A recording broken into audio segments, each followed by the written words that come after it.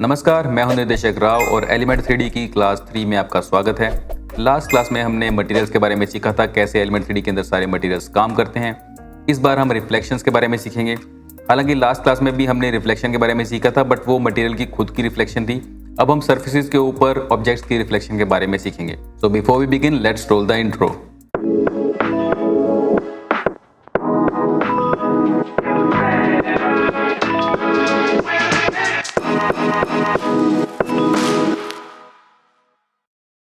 तो सबसे पहले हम राइट क्लिक करके न्यू कंपोजिशन बना लेते हैं और राइट क्लिक करके न्यू सॉलिड बना लेते हैं।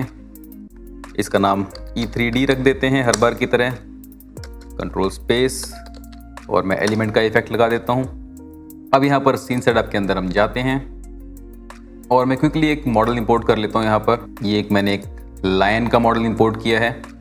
इसका मैं अब यहां पर इंपोर्ट सेटिंग के अंदर मॉडल सेंटर की जगह बॉटम कर लेता हूं। ओके, तो ये लाइन मॉडल हमारा आ गया है। इसको मैं साइज़ को यहाँ पर नॉर्मलाइज कर लेता हूँ, जैसे मैंने लास्ट वीडियो में आपको बताया था।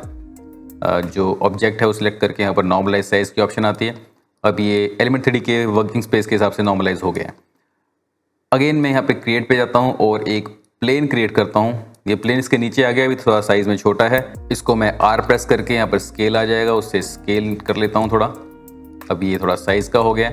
बाई डिफ़ॉल्ट जो मटीरियल है इसके ऊपर उसमें देख रहे हैं यहाँ पर कुछ रिफ्लेक्शन आ रही है। हम इसको और एविडेंट करने के लिए क्या करते हैं, प्लेन के इस पे जाते हैं मटेरियल पे और यहाँ पर रिफ्लेक्टिविटी 0 है, इसको हम फुल कर देते हैं। अब ये 100% रिफ्लेक्टिविटी है, तो पूरा एनवायरनमेंट यहाँ पर रिफ्लेक्ट हो रहा है। एनवायरनमेंट अगर आप देखना चाहें तो यहाँ से ऑन कर सकते हैं। ये सारा एनवायरनमेंट इसके अंदर रिफ्लेक्ट हो रहा है। फिलहाल मैं इसे ऑफ कर देता हूँ और ये जो ग्रिड है इसको भी मैं यहाँ से ऑफ कर देता हूँ। इस टाइम मैं ग्रिड नहीं देखना चाहता। तो हमारा ये लाइन वाला मॉडल है, ऐसा लग रहा है कि यहाँ पर स्पेस के अंदर ये प्लेस्ड है। इसकी कोई नीचे रिफ्लेक्शन वगैरह नहीं बन रही है। अब मटेरियल तो नीचे रिफ्लेक्टिव है, उसके अंदर पूरे एनवायरनमेंट की रिफ्लेक्शन आ रही है, बट इस मॉडल की रिफ्लेक्शन नहीं आ रही। तो अगर हमें नीचे रिफ्लेक्शन चाहिए, उसके लिए हमें क्या करना होगा, हम इस प्लेन को सिलेक्ट करेंगे, मैश को, नॉट मटेरियल। मटेरियल में जो काम था हमारा रिफ्लेक्शन देने वाला वो हो चुका है। अब मैं इसको बंद भी कर देता हूँ। हम प्लेन मॉडल की जो मैश है इसको सिलेक्ट करेंगे, 3D मॉडल को। यहाँ इंस्पेक्टर विंडो के अंदर सारी उसकी ऑप्शंस हैं। आप इसके सेगमेंट वगैरह कम ज़्यादा कर सकते हैं, स्केलिंग वगैरह कर सकते हैं। इन्हीं ऑप्शंस में जो सेकंड लास्ट ऑप्शन है ये रिफ्लेक्ट मोड है, इस पर आप क्लिक करेंगे तो यहाँ पर आप देख सकते हैं रिफ्लेक्ट मोड यहाँ पर आ गया है। अगेन जैसे मैंने आपको बताया था कि मटेरियल को सिलेक्ट करने पे सारी ऑप्शन यहाँ पर इस तरह आप स्क्रॉल भी कर सकते हैं। और ये जो है शॉर्टकट्स हैं जल्दी पहुँचने के, तो इस बॉक्स पर आप क्लिक करेंगे डायरेक्टली, ये देखिए नीचे चला गया स्क्रॉलर और आप रिफ्लेक्ट मोड में आ गए हैं। स्क्रॉल करके भी आ सकते हैं। मोड डिफ़ॉल्ट है यहाँ पर, इसको अगर आप क्लिक करेंगे तो यहाँ पे एनवायरनमेंट, मिरर सरफेस और स्फेरिकल 3 आपको ऑप्शन मिलेंगे। हमारे काम की 2 हैं, मिरर सरफेस और स्फेरिकल। पहले हम मिरर सरफेस पे आते हैं, इस पर मैं क्लिक करता हूँ। जैसे ही मैंने क्लिक किया आप देख रहे हैं नीचे रिफ्लेक्शन आ गई है और एक ये गिज्मो टाइप का बन के आ गया जो कि ऊपर की तरफ पॉइंट कर रहा है। यहाँ पर जो रिफ्लेक्ट ऑफसेट लिखा हुआ है, इस ऑफसेट से आप इस गिज्मो को ऊपर नीचे या आगे पीछे इस तरह मूव कर सकते हैं। अब इसको करने का क्या फ़ायदा होगा, यहाँ से प्रॉब्लम आ रही है जैसे कि अभी मैं आपको बताऊँगा, इसके लिए 2 मिनट हमें रुकना पड़ेगा। उसके अलावा रिफ्लेक्शन रोटेशन जो है इसको भी आप यहाँ से रोटेट वगैरह कर सकते हैं। तो इससे भी आप सोच रहे होंगे कि फ़िलहाल तो क्या ही फ़ायदा होगा, तो ये कहाँ फ़ायदा होने वाला है वो हम अभी डिस्कस करेंगे। और आप देख सकते हैं ये रिफ्लेक्शन पूरी आ गई है, लेकिन जो नीचे का मटेरियल है उस पर 100% रिफ्लेक्ट हो रहा है। अगर हम चाहते हैं कि ये 100% रिफ्लेक्शन भी ना हो, मिरर सरफेस ना हो, थोड़ा सा यहाँ पर ग्लॉसीनेस हो, तो हम प्लेन के मटेरियल में जाएंगे और सिंपली ग्लॉसीनेस जो है मैंने लास्ट वीडियो में जैसे बताया था इसको कम करेंगे। तो आप देख रहे हैं रिफ्लेक्शन थोड़ी ब्लर्ड हो गई है। ठीक है, अगर मैं इसको बिल्कुल कम करते जाऊँगा तो अभी भी रिफ्लेक्शन आ रही है, काफ़ी ब्लर्ड है। वापस से मैं इसको 100 कर देता हूँ।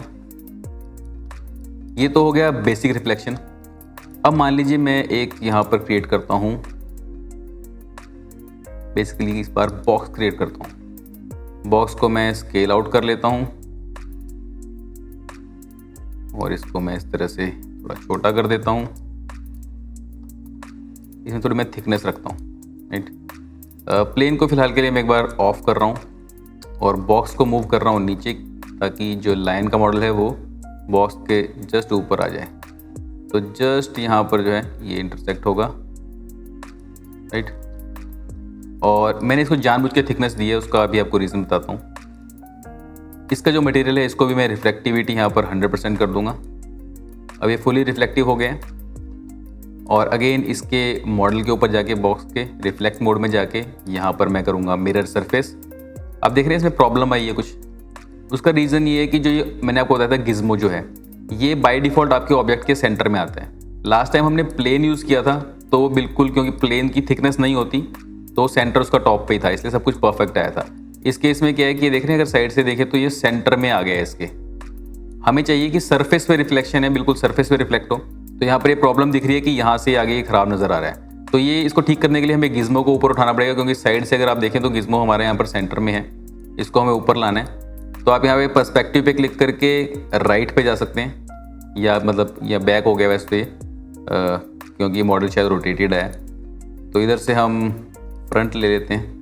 हाँ, अब यहाँ पर साइड नज़र आ रहा है तो हमें इसको सेंटर से ऊपर लेके जाना है, इसलिए मैं यहाँ रिफ्लेक्ट ऑफसेट में सेकंड ऑप्शन जो है वाई की, क्योंकि वो एक्स वाई जेड इस तरह से प्लेस्ड है, तो वाई एक्सिस में इसको ऊपर उठाऊँगा और यहाँ तक उठा दूँगा कि सरफेस के ऊपर पहुँच जाए ये। राइट, अब मैं इधर से वापस पर्सपेक्टिव मोड में आ जाता हूँ। अब आप देखेंगे कि मैं इसको एंगल्स पे घुमा रहा हूँ तो ये सही नज़र आ रही है रिफ्लेक्शन। एक और चीज़ है कि अगर आप बिल्कुल क्लोज चले जाते हैं, जब आपका रिफ्लेक्शन कटने लगती है इधर स्क्रीन के बाहर, तो भी ये थोड़ा सा एज इस तरह की नज़र आती है। तो इसको भी हम अगर चेंज करना चाहें तो थोड़ा सा इसको और उठा करके यहाँ पे एज तक फिल कर सकते हैं। राइट, तो फिर एज के ऊपर भी ये प्रॉब्लम नज़र नहीं आएगी। तो ये मैंने थोड़ा सा उससे भी ऊपर उठा दिया है। अगर मैं आपको दिखाऊँ ये फ्रंट व्यू से, हमारा जो प्लेन था उससे थोड़ा सा ऊपर उठा दिया। जब बिल्कुल 0 पे होता है तब भी थोड़ी सी एजेस के ऊपर कई बार दिक्कत आ जाती है। राइट, अगर मैं इसको वापस थोड़ा सा नीचे करके आपको दिखाता हूँ तो देख रहे हैं यहाँ पर एज में प्रॉब्लम आ रही है, इसलिए हल्का सा इसको आप इतना मूव कर दें कि आपकी एज पे भी प्रॉब्लम आनी बंद हो जाए। परफेक्ट। अब मैं इस बॉक्स को तो कर देता हूँ हाइड, वापस अपना प्लेन खोल लेता हूँ। तो प्लेन के ऊपर हमारी नॉर्मल रिफ्लेक्शन थी और यहाँ पर मैं एक और बॉक्स क्रिएट करता हूँ। इस बॉक्स को मैं थोड़ा सा स्केल कर लेता हूँ और Z एक्सिस में स्केल कर लेता हूँ। इस तरफ से ले जाते हैं हम। ठीक है, अगेन इसके भी मटेरियल में जा कर के मैं यहाँ से इसको रिफ्लेक्टिविटी फुल कर देता हूँ। अब हमारे पास यहाँ पर शेयर रिफ्लेक्शन में नहीं है, उसके लिए हम बॉक्स के मॉडल को सिलेक्ट करेंगे, रिफ्लेक्ट मोड में गए और यहाँ पर हमने मिरर सरफेस पे क्लिक किया। बट ये देख रहे हैं प्रॉब्लम आ रही है पूरी उसके अंदर। उसका रीज़न ये है कि बाय डिफ़ॉल्ट जब ये हमारा गिज़्मो आता है, ये वाई एक्सिस अप की तरफ को पॉइंट कर रहा होता है। देख रहे हैं वाई एक्सिस ऊपर की तरफ है और ऊपर की तरफ ये पॉइंट कर रहा है। हमें रिफ्लेक्शन चाहिए साइड से, तो गिज़्मो को हमें 90 डिग्री घुमाना पड़ेगा। अब आपकी ये दूसरी ऑप्शन काम आएगी। लास्ट टाइम हमने बॉक्स में समझा कि ऑफसेट क्यों काम आता है, ऊपर नीचे करना क्यों काम आता है। अब हम जो है इसको यहाँ से रोटेट करना, कि अभी इस एक्सिस में भी हम कर सकते हैं बट हमारे को चाहिए दूसरी एक्सिस में। तो यहाँ पर मैं इसको इस एक्सिस में मूव करूँगा और मैं इसको कर देता हूँ 90 डिग्री, ताकि ये बिल्कुल परपेंडिकुलर हो जाए। तो आप देख रहे हैं अब ये इस एंगल पे पॉइंट कर रहे हैं। तो चाहे 90 करूँ या फिर चाहे 270 करूँ, ये पॉइंट इस तरफ कर रहा है, लेकिन ये क्योंकि प्लेन ये वाला सिलेक्ट हो गया तो रिफ्लेक्शन दोनों तरफ को बराबर आएगी। राइट, सो हमारी रिफ्लेक्शन अब यहाँ पर आ रही है। आपको समझ में आ गया कि रिफ्लेक्ट रोटेशन का क्या यूज़ है और रिफ्लेक्ट ऑफसेट का क्या यूज़ है।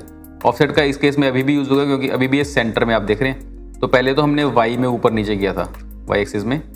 अब इस केस में हमें एक्स में आगे इधर उधर करना पड़ेगा, सॉरी नॉट एक्स, जेड में।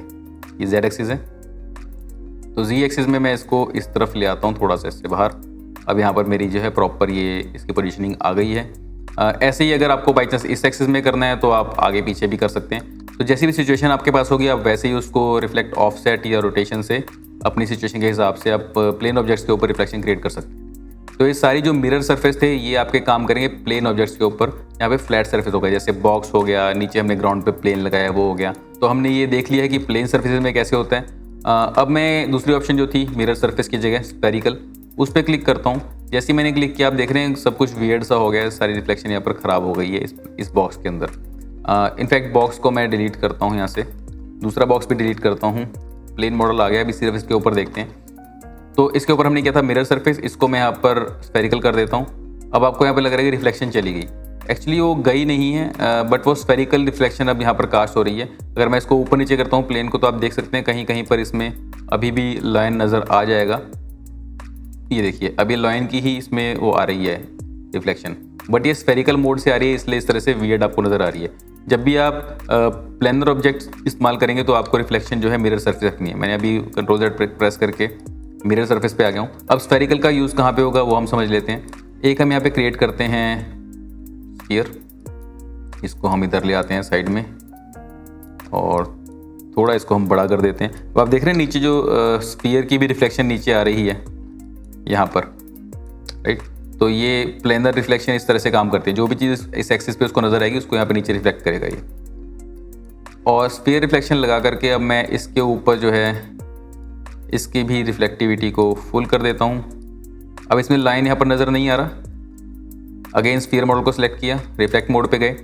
अगर यहाँ पर मैं पहले मिरर सरफेस लगाता हूँ, मैंने मिरर सरफेस लगाया तो यहाँ पर ये कोई रिफ्लेक्शन नहीं आई लाइन की इसके अंदर। अब आप कहेंगे कि ऑब्वियसली गिज़्मो इसका घुमा हुआ है, बिल्कुल ठीक बात है। गिज़्मो को यहाँ पर हम 90 डिग्री रोटेट कर देते हैं। अब ये लाइन की रिफ्लेक्शन आ गई लेकिन वियर्ड आई है, तो हम आप इसको खींच करके, सॉरी यहाँ से नहीं इसको यहाँ से हम मूव करके Z एक्सिस में इसको बाहर ले आते हैं थोड़ा ठीक करने के लिए, बट बात बन नहीं रही। उसका रीज़न ये है कि ये बिल्कुल फ्लैट सरफेस के हिसाब से बना हुआ है मिरर सरफेस, तो हम ये सब एक्सरसाइज के चक्कर में नहीं पड़ते और यहाँ पर हम क्लिक करते हैं स्फेरिकल पे। जैसे ही हमने स्फेरिकल पे क्लिक किया आप देख रहे हैं बिल्कुल यहाँ पर लाइन की जैसी आनी चाहिए रिफ्लेक्शन वैसी आ गई है, राइट। और यहाँ देख रहे हैं गिज़्मो भी अब स्फेरिकल शेप में आ गया है। अब यहाँ पर आप इसको जितना मर्जी रोटेट करें कोई फ़र्क नहीं पड़ेगा, क्योंकि ये अब स्फेरिकल शेप में है तो स्फेरिकल रोटेशन तो जितनी मर्जी कर लें वो स्फेरिकल ही रहेगी। हाँ, ऑफसेट आप कर सकते हैं, इस तरह से आप आगे पीछे मूव कर सकते हैं अगर आपको लगता है करना है तो, बट पर्टिकुलरली स्फीयर के केस में तो इसकी ज़रूरत नहीं पड़ेगी। हाँ, अगर आपको चाहिए कि थोड़ी मुझे रिफ्लेक्शन बड़ी दिखानी है तो आप यहाँ पर इस तरह से मूव करके दिखा सकते हैं, but centre is perfect for this case. और एक और चीज़ आपको दिखाता हूँ कि जो रिफ्लेक्शन हम इस स्फीयर के अंदर देख रहे हैं लाइन की, इस स्फीयर की रिफ्लेक्शन के अंदर भी नीचे वो रिफ्लेक्शन नज़र आ रही है। देख रहे हैं ये नीचे वाली जो है रिफ्लेक्शन है ऊपर वाले स्फीयर की, और इसके अंदर भी जो लाइन की रिफ्लेक्शन थी वहाँ पे वो भी यहाँ पर रिफ्लेक्ट हो रही है। तो इस तरह से रिफ्लेक्शन यहाँ काम करती है। अब इसके अलावा एक और चीज़ है, मैं एक और इसकी एक काम करता हूँ, कॉपी ले लेता हूँ इस स्फीयर की, इस तरफ लगा देता हूँ, थोड़ी सिमेट्री के लिए कूल लग रहा है देखने में। अब मैंने एक कूल सा इस तरह का ये सीन बना लिया। इसके अंदर मैं चाहता हूँ कि ये मेरा मॉडल नज़र ना आए लाइन वाला, बट रिफ्लेक्शन सारी नज़र आए। तो मैं कंट्रोल क्लिक करता हूँ लाइन पे, इसका यहाँ पे मटेरियल खुला हुआ है और पूरा स्क्रॉल डाउन करके नीचे चला जाता हूँ। यहाँ पे हमने कुछ चीज़ें पिछली बार डिस्कस की थी, visible to camera, visible to reflection, तो अब उनको यूज़ करके देखते हैं। विजिबल टू कैमरा को अब मैं क्लिक करता हूँ तो लाइन गायब हो गया है यहाँ से, कैमरा को विजिबल नहीं है, लेकिन जहाँ जहाँ भी उसकी रिफ्लेक्शन है वो सारी विजिबल है। नीचे रिफ्लेक्शन है, इन स्फीयर्स में रिफ्लेक्शन है, इन स्फीयर्स की रिफ्लेक्शंस में रिफ्लेक्शन है, तो हर जगह वहाँ पे हमें लाइन नज़र आ रहा है। तो अगर आपको ऐसा कुछ कूल इफेक्ट बनाना हो कि मेन ऑब्जेक्ट नज़र नहीं आ रही बट बाकी जगहों पे उसकी रिफ्लेक्शन है, तो आप ऐसे बना सकते हैं, राइट। अगेन मैं इसको वापस विजिबल टू कैमरा कर देता हूँ। दूसरी ऑप्शन है विजिबल टू रिफ्लेक्शंस। अगर मैं इसको ऑफ कर देता हूँ तो आप देख रहे हैं मेन लाइन तो नज़र आ रहा है बट किसी भी जगह पे रिफ्लेक्शन में नज़र नहीं आ रहा, ठीक है। तो ये भी एक ऑप्शन है। यहाँ पर जो डॉट है ये दूसरा स्फीयर आपको नज़र आ रहा है बट लाइन यहाँ से गायब हो गया। इसको वापस ऑन कर देते हैं और अब ये स्फीयर मॉडल्स जो हैं इनको मैं फ़िलहाल के लिए ऑफ कर लेता हूँ। सिंगल सिर्फ ये प्लेन हम रखेंगे, तो हमारे पास सिर्फ लाइन है और नीचे उसकी रिफ्लेक्शन है, ये बेस प्लेन है। अब मैं प्लेन के मॉडल पे जाता हूँ, इसका एक्चुअली मटेरियल पे जाता हूँ और सबसे नीचे वाली ऑप्शंस के अंदर यहाँ पर ऑप्शन है मैट शेडो की। ये क्या करती है, जैसे मैं इस पर क्लिक करूँगा आप देखेंगे प्लेन गायब हो गया, तो हमें लग रहा है कि प्लेन जैसे यहाँ पर है ही नहीं अब। बट इसका यूज़ क्या होता है, अगर मैं इसको ओके कर देता हूँ तो यहाँ पर हमारा लाइन नज़र आ रहा है और थोड़ा सा मैं यहाँ पर एक कैमरा लगा देता हूँ, न्यू कैमरा, इसको हम कर देते हैं 35 mm, ओके। और सी प्रेस करके मैं इसको थोड़ा सा ऑर्बिट कर लेता हूँ और थोड़ा इधर नीचे मूव कर लेता हूँ। अब आप यहाँ देख सकते हैं कि यहाँ पर नीचे कोई प्लेन नज़र नहीं आ रहा। अगर मैं इसको यहाँ पर आपको ट्रांसपेरेंसी दिखाऊँ तो बिल्कुल गायब है। और अगर मैं इसको यहाँ पर सीन सेटअप पे क्लिक करता हूँ, वापस से प्लेन के मैट शेडो को मैं वापस से ऑन कर देता हूँ, ओके करता हूँ, तो यहाँ पर आपको प्लेन नज़र आ रहा है। तो मैट शेडो से आपको लग रहा है देखने में कि जैसे सिर्फ गायब हो गया, बट ऐसा नहीं है। मैट शेडो क्या करता है कि ऑब्जेक्ट को तो गायब कर देता है बट उसके ऊपर अगर कोई शेडो वगैरह कास्ट हो रही हो तो उनको यहाँ पर दिखाता है। तो शेडो यहाँ पर कैसे कास्ट कर सकते हैं हम, यहाँ पर मैं एक बार जाऊँगा रेंडर सेटिंग्स में, ये हम वैसे बाद में डिटेल में भी डिस्कस करेंगे। स्टिल अभी के लिए मुझे ज़रूरत है तो मैं यहाँ पर अनेबल AO पे क्लिक करूँगा। जैसे मैंने अनेबल AO पे क्लिक किया, यहाँ पर आप देख सकते हैं कुछ शेडोज़ आ गई, मैं इसे ऑफ एंड ऑन करके दिखाता हूँ। और अब मैं इसको जो है यहाँ पर इसकी शेडो इंटेंसिटी जो है इसको बढ़ा देता हूँ ताकि आपको क्लियरली नज़र आ जाए कि इससे होने क्या वाला है। तो अब ये फ्लोर के ऊपर शेडो यहाँ पर नज़र आ रही है, राइट। जानबूझ के मैंने थोड़ा डार्क किया है, मुझे पता है इतना अच्छा नहीं लग रहा, बट थोड़ा सा इसकी इंटेंसिटी हम बढ़ाएंगे। और ये रेडियस जो है इसको भी हम थोड़ा सा बढ़ा देते हैं, थोड़ी इंटेंसिटी कम लगेगी, थोड़ी दूर तक शेडो फैल जाएगी। इसको मैं एक्चुअली 2.5 कर देता हूँ। अगेन सीन सेटअप के अंदर जाएंगे और अब अगर मैं इस प्लेन के मटेरियल को यहाँ पर करता हूँ matte shadow and okay click करता हूँ, तो एक गायब हो गया है। लेकिन अब अगर मैं ट्रांसपेरेंसी मोड में जाऊँगा तो आप देख रहे हैं कि इसके ऊपर शेडो जो है वो कास्ट हो रही है अभी भी। तो अगर किसी केस में आपको ऐसा चाहिए कि शेडो आपको चाहिए लेकिन ऑब्जेक्ट नज़र ना आए, तो आप मैट शेडो का इस्तेमाल करेंगे।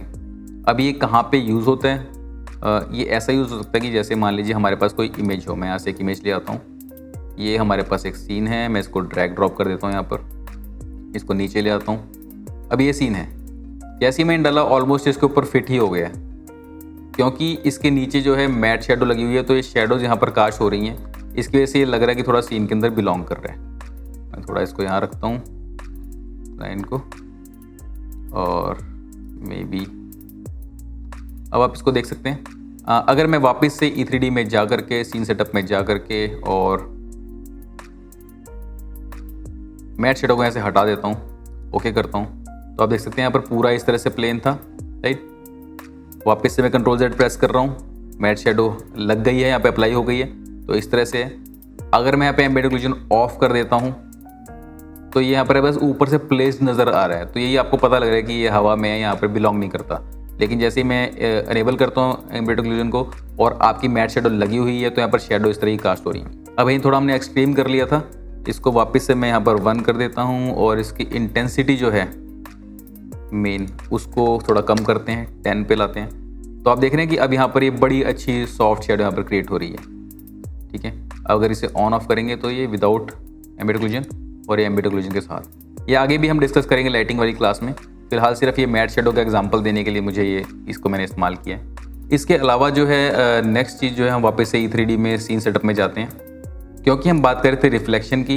ये मैट शेडो मैंने आपको दिखा दिया। यहाँ पर सेकंड ऑप्शन है मैट रिफ्लेक्शन की। अगर मैं मैट शेडो हटाता हूँ, आप देख सकते हैं कि रिफ्लेक्शन यहाँ पे हमारी ऑन थी सरफेस के अंदर, बट जैसे ही मैट शेडो पे क्लिक करते हैं रिफ्लेक्शन भी चली जाती है, सिर्फ शेडो रह जाती हैं। अब मैं मैट रिफ्लेक्शन पे भी यहाँ पर टिक कर देता हूँ। उससे क्या होगा कि ऑब्जेक्ट अभी भी गायब है लेकिन रिफ्लेक्शन यहाँ पर आ गई है। अब आप ओके करेंगे तो यहाँ पर जो है आपकी रिफ्लेक्शन भी आ गई है, शेडो भी आ गई है और खुद वो प्लेन नज़र नहीं आ रहा। तो आपकी चीज़ और यहाँ पर बेटर बिलोंग कर रही है। बट ये कि नीचे जो हमारा सरफेस है जहाँ पे गीलापन है, ये एग्जैक्टली मिरर सरफेस नहीं है, तो शायद यहाँ पे जो रिफ्लेक्शन है इतनी एकदम मिरर की तरह साफ नहीं आ सकती। तो हम अगेन सीन सेटअप में जाएंगे और जो प्लेन है इसके ऊपर जा कर के इसकी ग्लॉसीनेस में जाएंगे, टॉप पे ग्लॉसीनेस को हम कम करेंगे। इसको थोड़ा मैं यहाँ पे ब्लर कर देता हूँ, ओके। अब यहाँ पर ग्लॉसीनेस कम करने से थोड़ी सी यहाँ पर ये ब्लर हो गई है रिफ्लेक्शन। अब ये थोड़ा बेटर बिलोंग कर रहा है सीन के अंदर, राइट। और इसके बाद में थोड़ी लाइटिंग वगैरह इसके हम एडजस्ट करेंगे तो एकदम कूल इसके बाद में ब्लेंड इन हो जाएगा। थोड़ा सा मैं यहाँ पर लाइटिंग चेंज कर रहा हूँ इसकी, और इतना सा करने से काफ़ी इस सीन के अंदर यहाँ पे बिलोंग कर गया। अगर आपको लगता है इसको कम करना है, रिफ्लेक्शन को ज़्यादा करना है, वो आप कंट्रोल कर सकते हैं, कितना इसको ब्लर करना है वो आपके हाथ में है। सो इस तरीके से आप रिफ्लेक्शन का इस्तेमाल कर सकते हैं। अब हम एक बार दोबारा से सीन सेटअप में जाते हैं। यहाँ पर हमने जो रिफ्लेक्शन की ऑप्शंस देखी थी, मैं वापस प्लेन मॉडल में आ गया रिफ्लेक्ट मोड पे। तो हमने ये दोनों देख ली, सरफेस, मिरर सरफेस और स्फेरिकल, यही दो हमारे काम आने हैं। बाकी ये डिफ़ॉल्ट एनवायरनमेंट की हमें ज़रूरत नहीं है।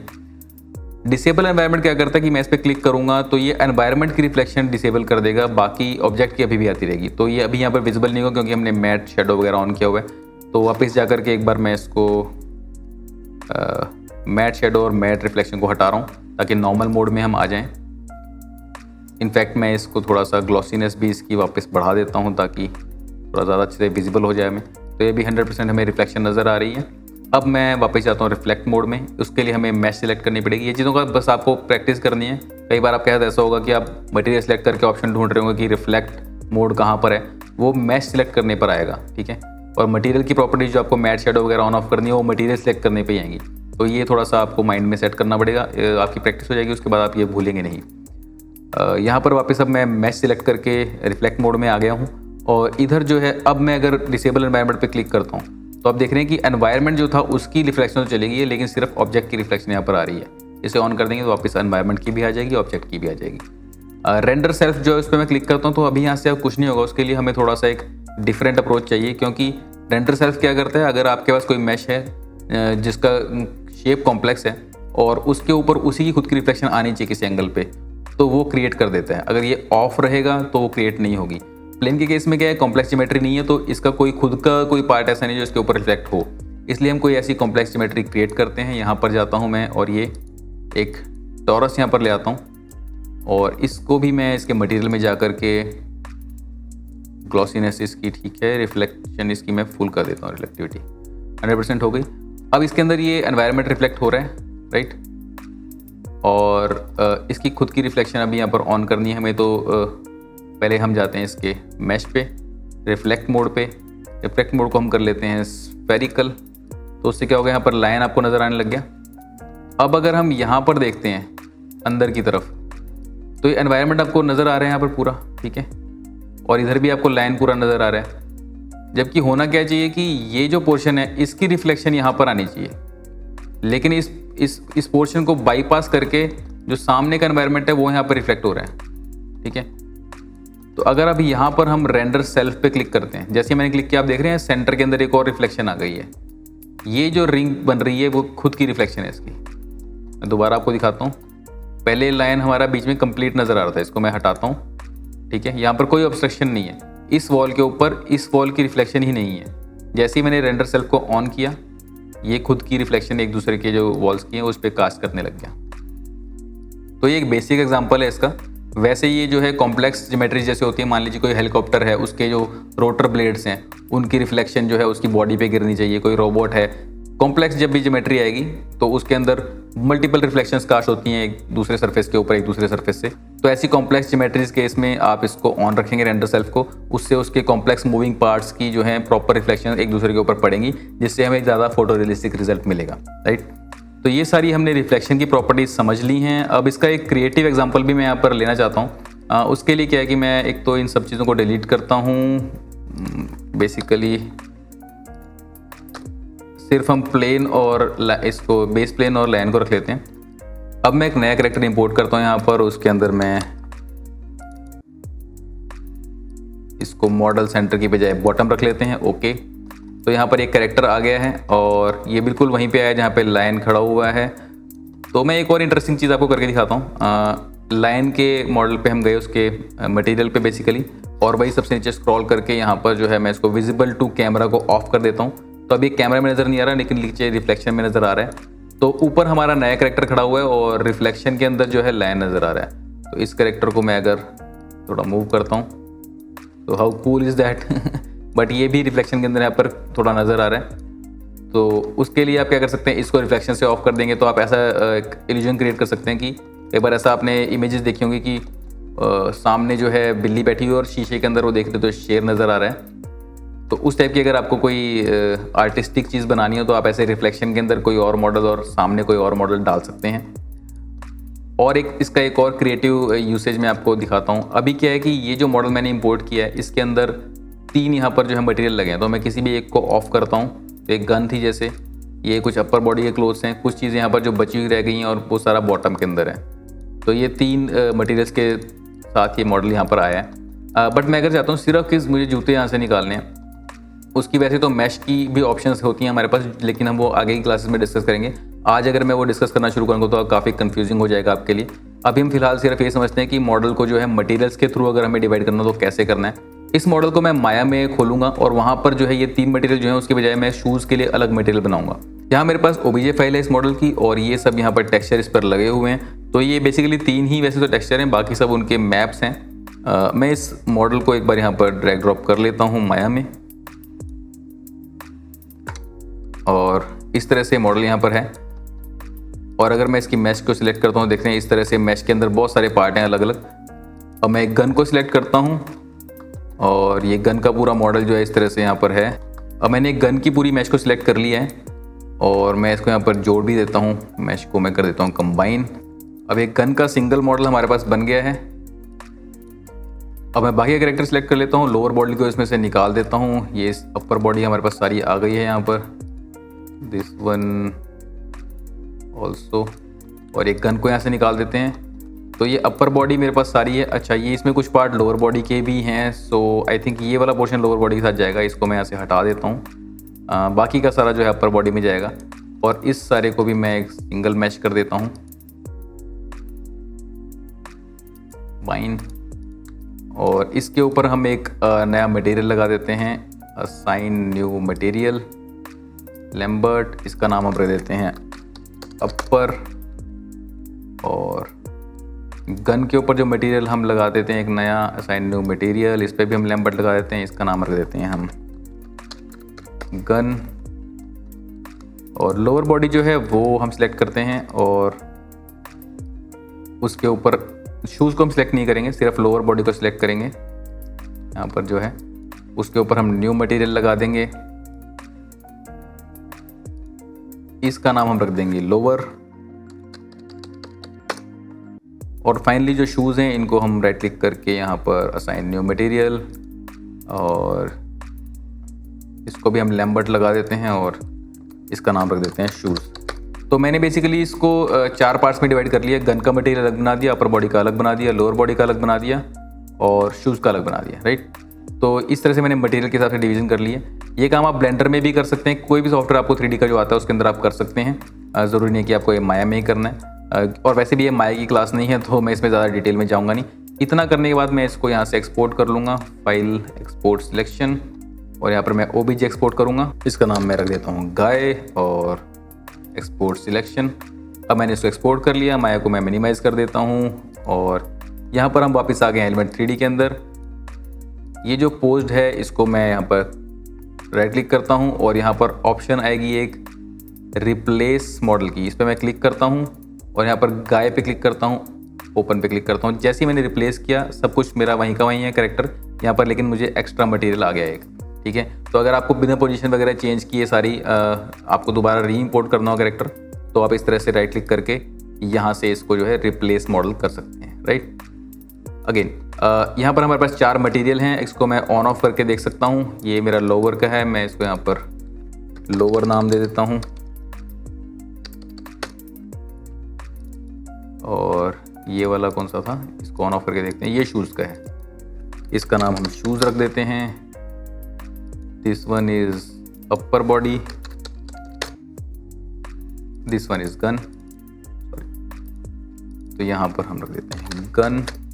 अब मैं इसके टेक्सचर इस पे कॉल करवा देता हूँ। तो मैं लोअर पे जाता हूँ, यहाँ पर मटेरियल पे सबसे ऊपर आकर के ये हमने टेक्सचर्स का पैनल डिस्कस नहीं किया था, इसमें सारे मैप्स लग सकते हैं। अभी हम डिफ्यूज़ के बारे में बात करेंगे, बाकी सारे मैप्स हम अगली क्लास में जो है PBR वगैरह जब करेंगे तब पढ़ेंगे। तो डिफ्यूज़ में मैं इसको ओपन करता हूँ। अब यहाँ पे लोड टेक्सचर पे जाता हूँ और यहाँ पर लोअर बॉडी का टेक्सचर ढूंढ करके बॉटम का यहाँ पर मैं लगा देता हूँ। तो ये पैंट वगैरह का टेक्सचर यहाँ पर आ गया है। इसी तरह से शूज़ जो हैं, शूज़ के ऊपर भी मुझे यही लगाना है, लोअर बॉडी का टेक्सचर, वो भी मैं लगा देता हूँ। शूज़ पे भी मेरा कलर आ गया। Upper body diffuse load texture, ये आपको वो दे रहा है कि यहाँ पे 2048 से बड़ा है, तो ये आपका जो है डाउन स्केल हो जाएगा। ओके, डाउन स्केल कर देते हैं, कोई दिक्कत नहीं है। गन पे भी हम जो है लोड टेक्सचर और यहाँ पर राइफल का टेक्सचर, इसको हम लोड कर लेते हैं। तो ये हमारे सारे टेक्सचर लोड हो गए हैं यहाँ पर। अब मैं किसी भी बॉडी पार्ट को यहाँ से बंद कर सकता हूँ। गन को मुझे हाइड करना है, अपर को, ठीक है, लोअर को, ये सॉरी शूज़ को, ये सारे मैं अलग से कर सकता हूँ। तो अब इससे मैं क्या करने वाला हूँ, मैं एक इंटरेस्टिंग चीज़ यहाँ बनाने वाला हूँ। एक ये जो है मैंने इमेज देखी थी, आप लोगों ने देखी होगी कई बार इंस्टाग्राम वगैरह पे कहीं पे। तो इसमें ये शूज़ हैं, यहाँ पर ऊपर कैरेक्टर नहीं है लेकिन नीचे रिफ्लेक्शन में कैरेक्टर नज़र आ रहा है। तो ऐसा हम इसको रिक्रिएट करेंगे। अभी आप सोचेंगे कि ये तो चलो फोटोशॉप में भी रिक्रिएट हो जाएगा, तो इसमें करने का क्या फ़ायदा। तो मैं भी आपको दिखाता हूँ, पहले हम एक करते हैं एक बार रिक्रिएट, उसके बाद देखते हैं। लाइन को तो फिलहाल हम ऑफ ही कर देते हैं। अब यहाँ पे हमें ये नीचे पूरी रिफ्लेक्शन नज़र आ रही है कैरेक्टर की, और ऊपर जो है हमें ये पूरा कैरेक्टर नज़र आ रहा है। बट हम चाहते हैं कि रिफ्लेक्शन के अंदर सिर्फ हमें जो है पूरा कैरेक्टर नज़र आए, लेकिन ऊपर टॉप में सिर्फ हमें शूज़ नज़र आए। तो हमें कुछ नहीं करना, यहाँ पर जो है लोअर बॉडी पे गए, जो बेसिकली इसका मटेरियल लोअर बॉडी का, इसमें नीचे है विजिबल टू कैमरा ऑफ कर देना है, लेकिन नीचे नज़र आ रहा है क्योंकि विजिबल टू रिफ्लेक्शंस तो है ये, राइट। अगेन अपर पे गए, visible to camera off, gun पे गए, विजिबल टू कैमरा ऑफ।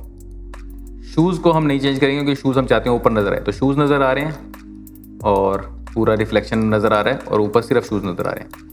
अब इस शूज़ के अंदर क्या, अगर आप ध्यान से देखें तो ये सी थ्रू है यहाँ पर, क्योंकि इसकी जो अंदर की चीज़ है वो अब नज़र आ रही है। तो उसके लिए मैंने आपको लास्ट टाइम बताया था, आप शूज़ को मटेरियल को पकड़ें, सबसे नीचे यहाँ पर सेकंड लास्ट ऑप्शन है ड्रॉ बैक फेसेस। जैसे मैं इसे क्लिक करूँगा, यहाँ पर देख रहे हैं उसका इंटरनल भी बन गया है। तो हमारा शूज़ जो है अंदर का भी नज़र आ रहा है प्रॉपर जैसा हम चाहते हैं। ये करके मैं ओके पे क्लिक करता हूँ। अब हमारा रिप्लेस होकर यहाँ पर ये चीज़ आ गई है।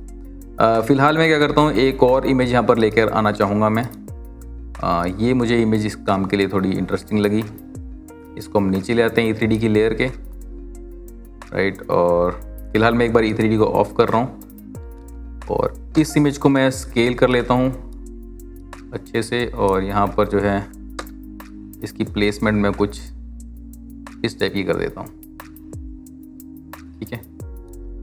अब E3D को ऑन करते हैं और यहाँ पर जो है नीचे रिफ्लेक्शन प्लेन ऑन है इसका अभी, तो वो भी हम एक बार चेंज करते हैं। सीन सेटअप में जा कर के जो ये बेस प्लेन है इसको जो है हम यहाँ पर मैट शेडो ऑन कर देंगे और मैट रिफ्लेक्शन भी ऑन कर देंगे। ओके, तो प्लेन यहाँ से गायब हो गया। अब रिफ्लेक्शन नीचे आ रही है। अब कैमरा पे जा कर के मैं इसको कैमरा मूवमेंट करूँगा इसकी और प्लेसमेंट करूँगा कुछ इस हिसाब से कि अब देख रहे हैं बीच में एक कट हो गया। कट इसलिए हो रहा है कि जो प्लेन था वो इस एंगल पे मैंने घुमा दिया कि यहाँ पे कट नज़र आएगा। अगर मैं आपको यहाँ पर एक बार उसको ऑन करके दिखाता हूँ वापस से, प्लेन की जो है मैट शेडो और मैट रिफ्लेक्शन में हटाता हूँ। ओके, तो आप देख रहे हैं प्लेन इस एंगल पे था, तो मुझे ऐसा सेट करना है उसको कुछ कि इस पर्टिकुलर रोड वाले एंगल के साथ वो मैच कर जाए, ठीक है। तब वो पूरा हमें नज़र आएगा नीचे तक। थोड़ा मैं एक बार इसको ऐसे सेट कर लेता हूँ, बाकी आप विजुअली भी कर सकते हैं इसको ऑफ करके भी। फिलहाल मैं वही करने वाला हूँ। इसको मैं सीन सेटअप पे जाता हूँ और matte shadow on, matte reflection on. Okay, अब आप देख रहे हैं वही चीज़ जो मैं इस इमेज में आपको दिखा रहा था। ऊपर जूते हैं लेकिन कैरेक्टर नहीं, और नीचे रिफ्लेक्शन के अंदर पूरा कैरेक्टर नज़र आ रहा है। तो ऑलमोस्ट वो चीज़ हम यहाँ पर रिक्रिएट कर पा रहे हैं, राइट। थोड़ा आप इसको थोड़ा सेट करेंगे एंगल के हिसाब से, जब आपको लगे कि ये प्रॉपरली नज़र आ रहा है, इस एंगल पे सूट कर रहा है, तो उस टाइम पे आप अपने शॉट को इसको फ्रीज कर सकते हैं। चलिए फ़िलहाल के लिए मैं कुछ इतना इस तरह का कर लेता हूँ। अब यहाँ पर जो है थोड़ी लाइटिंग मैं इसके साथ मैच कर देता हूँ। अगेन लाइटिंग हम डिटेल में बात करेंगे बाद में, बट फिलहाल मैं जो है नॉर्मली इसका जो एनवायरनमेंट यहीं से लाइटिंग पिक कर लेता हूँ। ये जो फ़ोटो मैंने डाली है इसको मैं यहाँ पर यूज़ कर लेता हूँ लाइटिंग के लिए, तो थोड़ा ये मैच हो जाएगा। और ये जो रिफ्लेक्शन है ये इतनी हमें क्रिस्प भी नहीं चाहिए। अगेन मैं जा कर के इसको वहाँ से थोड़ी ग्लॉसीनेस इसकी कम कर देता हूँ। ग्लॉसीनेस को हम इसके अंदर थोड़ा सा इस तरह से कर देते हैं ताकि ये हल्का यहाँ पर फेडेड सा नज़र आए। तो हमने काफ़ी इसके साथ में मैच कर लिया एनवायरनमेंट के साथ में। बाकी आप यहाँ पे एनवायरनमेंट को रोटेट भी कर सकते हैं। इन चीज़ों पे मैं अभी ज़्यादा टाइम नहीं लगाऊंगा। थोड़ी सी बैकलाइट में यहाँ पर ये, क्योंकि ये आगे मैंने लाइटिंग क्लास के अंदर सब डिस्कस करना है, तो इस पर आप भी ज़्यादा इसको भी दिमाग में डालने की ज़रूरत नहीं है। यहाँ पर जो है एम्बिएंट ओक्लूजन बहुत ज़्यादा ओवर इफेक्ट कर रही है, तो मैं उसको ऑफ कर देता हूँ। हाँ, थोड़ा ज़रूरत से ज़्यादा कर रही थी, या तो मैं इसको ऑफ कर देता हूँ या फिर मैं उसकी इंटेंसिटी काफ़ी कम कर देता हूँ। तो दिस इज़ ओके, इवन 1 भी चलेगा, क्योंकि ऑलरेडी ये डार्क सीन है, मूडी सा सीन है, तो यहाँ पे इस तरह का चल जाएगा। थोड़ी और मैं यहाँ से लाइट मैच करने की कोशिश करता हूँ, तो इस तरह का मैं थोड़ा बेटर रिजल्ट मुझे मिल रहा है। तो अगेन ये हमने अचीव कर लिया है इसके अंदर जो चीज़ हम यहाँ पर देख रहे थे। अब इसको फोटोशॉप में करने में और इसमें करने में क्या बेनिफिट है? इसमें करने में एक फ़ायदा ये है कि अगर आपने नीचे की जो रोड है उसको भी 3D में बनाया हुआ है, तो आप इस सीन को रोटेट कर सकते हो, एनिमेट कर सकते हो, इसके थ्रू कैमरा को मूव कर सकते हो। तो वीडियोग्राफी के लिए ज़्यादा अच्छी ऑप्शन है आपके पास। और जो ये इमेज क्रिएट करने के लिए आपको क्या करना पड़ेगा, आपको अगर रियल में ऐसी इमेज क्रिएट करनी है तो ट्राइपॉड पे अपना कैमरा रखें, एंगल सेट करें, पर्सन को यहाँ पे खड़ा करके और फोटो क्लिक कर लें। उसके बाद जूतों को सिर्फ यहाँ पे रख दें और पर्सन को यहाँ से सीन से निकाल दें और एक और फोटो क्लिक कर लें। दोनों फोटो को ऊपर नीचे रखें और ऊपर की फ़ोटो को मास्क आउट कर दें, जो है वहाँ पर जूतों तक का सेक्शन रख लें, और पहली फ़ोटो जिसमें पर्सन खड़ा था और रिफ्लेक्शन थी वो पूरा का पूरा नीचे रख लें। तो आप इस तरह की फ़ोटो रिक्रिएट कर सकते हैं, जो कि हमने यहाँ पर एलिमेंट 3D के अंदर भी किया है 3D मॉडल के साथ में। बस ये है कि इस इमेज के अंदर जो आप उस इमेज के अंदर आप मूव नहीं कर सकते हो, इस वीडियो के अंदर आप मूव कर सकते हो। इस केस में क्योंकि मैंने नीचे इमेज ली है तो मैं सिर्फ यहाँ पर ऐसे घुमा सकता हूँ, लेकिन अगर नीचे का एनवायरनमेंट भी मैं जो ये रोड है ये 3D में बनाऊंगा तो मैं इस पूरे सीन के अंदर रोटेट कर सकता हूँ। और रोड कैसे बनानी है 3D में ऐसी PBR मटेरियल वाली, वो हम आगे वाली क्लासेस में डिस्कस करने वाले हैं। तो that is yet to come. आशा करता हूँ कि आपको आज की क्लास पसंद आई होगी। अगर आपको वीडियो अच्छी लगी तो इसे लाइक कीजिए, शेयर कीजिए और सब्सक्राइब कीजिए मेरे यूट्यूब चैनल को। नोटिफिकेशन बेल ज़रूर दबा दीजिएगा और उसके अंदर ऑल नोटिफिकेशंस ऑन कर देना, ताकि कोई भी नोटिफिकेशन आपकी मिस ना हो। उसके अंदर जाकर के ऑप्शन होती है, उसको सिलेक्ट कर लेना। अदरवाइज क्या होता है, आपके पास नोटिफिकेशन नहीं जाती है और आप मुझे क्वेश्चन करते हो कि सर नया लेक्चर आ गया और मुझे पता नहीं लगा। सो नोटिफिकेशन बेल क्लिक कीजिए और उसके अंदर जो है ऑल नोटिफिकेशन भी ऑन कर दीजिए। उसके अलावा मेरे सोशल मीडिया के लिंक्स यहाँ पर दिए हुए हैं, सब पर लाइक, शेयर, फॉलो, सब्सक्राइब सब कर दीजिए। अभी के लिए इतना ही, मिलते हैं नेक्स्ट वीडियो में। तब तक के लिए राव की ओर से नमस्कार।